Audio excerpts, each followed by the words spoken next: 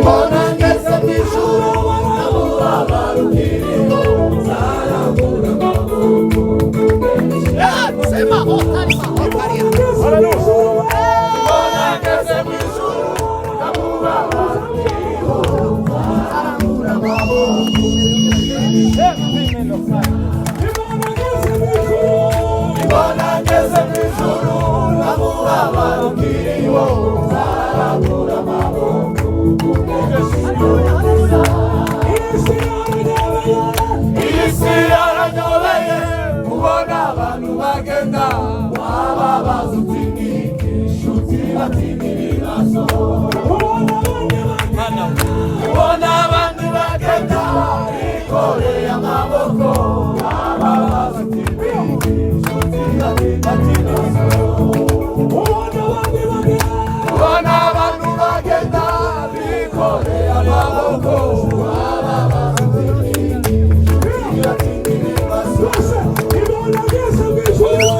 Ibona ngeze mw'ijuru n'umubabaro ukiriho nzarambura amaboko. Ibona ngeze mw'ijuru n'umubabaro ukiriho nzarambura amaboko.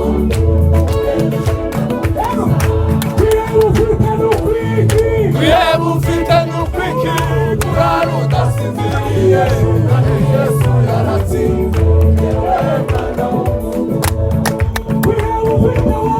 Kwiheba ufite n'ukwiki kurara udasinziriye kandi Yesu yaratsinze. Yesu nakubohora uzahora ugenda wezereje.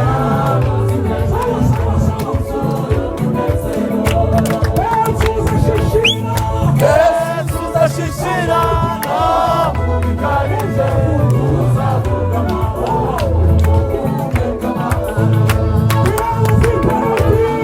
kwiheba ufite n'ukwiki kurara udasinziriye kandi Yesu yaratsinze. Yesu nakubohora uzahora ugenda wezereje.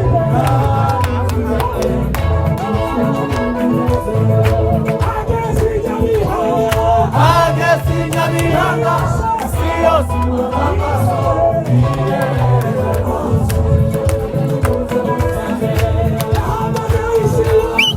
Yahamagaye isi yose ati nimuze musange urukundo rw'Umubatiza.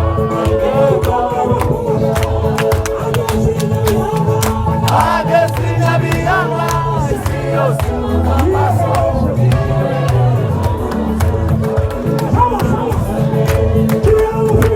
Kwiheba ufite n'ukwiki kurara udasinziriye kandi Yesu yaratsinze.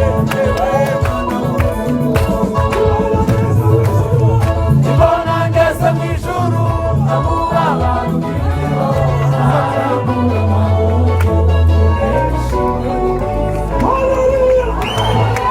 Kwa data nzaririmba Hosiyana iteka zabanandukanye n'ibyaha by'isi ndashima bivuye ku uzamura ibiganza twese ko nzaba twese ijuru kwa data nzaririmba Hosiyana iteka zabanandukanye n'ibyaha by'isi ndashima bivuye ku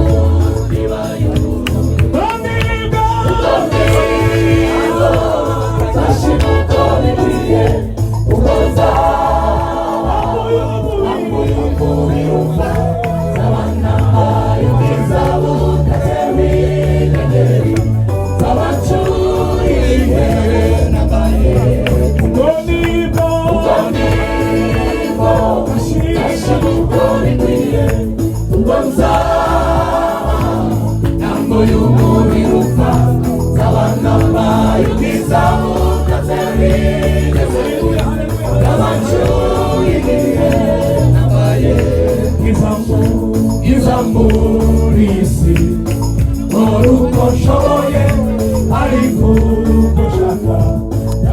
ikomora irangomorereza ibibi bikanze imbere aturengeze Yehova zaririmbe izaranesheje zacurane abamarayika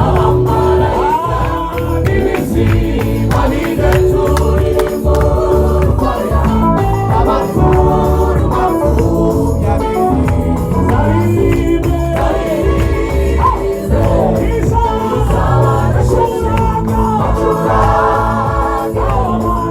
abamarayika ibizima bigaturimo rukwaya abakuru makumyabiri